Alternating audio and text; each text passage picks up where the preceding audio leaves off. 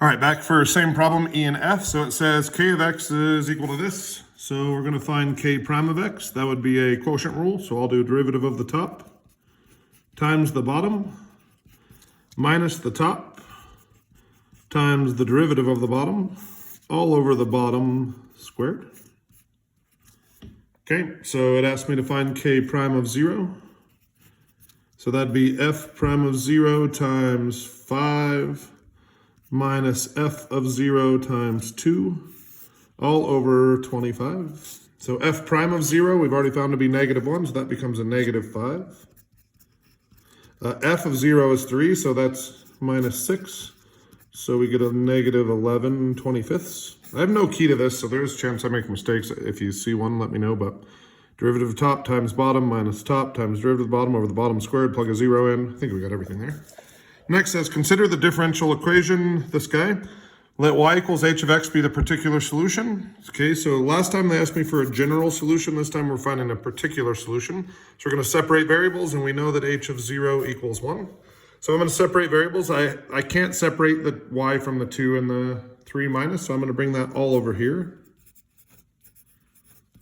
And on the right, I'm going to have f double prime of x dx. Okay, so I'm going to integrate both sides.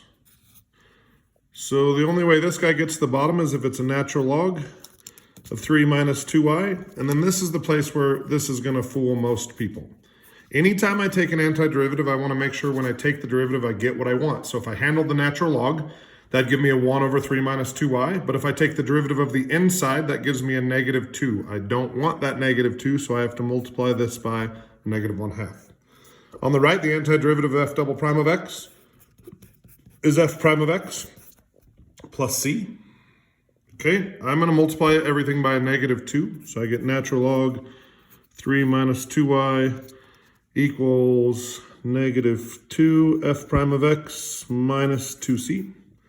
Then I'm going to do the trick. I want to get this by itself, so I'm going to do e to all of that.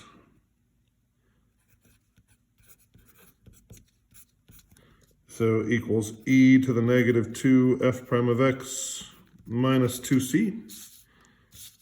And then this guy here is just a number. Didn't matter if you multiplied by a -2 or you just kept it as a c, but this part here is going to become an e to that power. Eventually it's going to become an a, and it's going to become a b. So we're going to get, I'm going to go over here. So we're going to get 3 minus 2y. We've done this thing, but it becomes an e to the c, then an a, then a plus or minus a, then we just call it a b. So I got 3 minus 2y equals b e to the -2 f prime of x.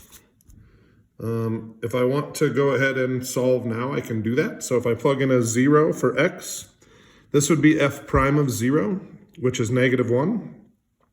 And I get out a 1, so this would be a 1. So I would get 1 equals b e -1 times -2 is 2. So b equals 1 over e squared. So now I have 3 minus 2y equals 1 over e squared times e to the -2 f prime of x. You could probably stop there if you want to solve for y. You could keep going, but well, actually, let's go ahead and do it. So I'm gonna add the 2y over here and subtract this. So I get 2y equals 3 minus e to the -2 f prime of x over e squared. And then if I divide everybody by 2, so moving up here, sorry, kind of running out of space.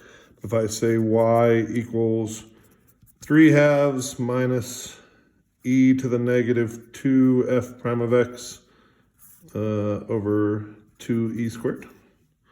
So that's my h of x function, so y or h of x. So h of x equals 3/2 minus e to the -2 f prime of x over 2e squared.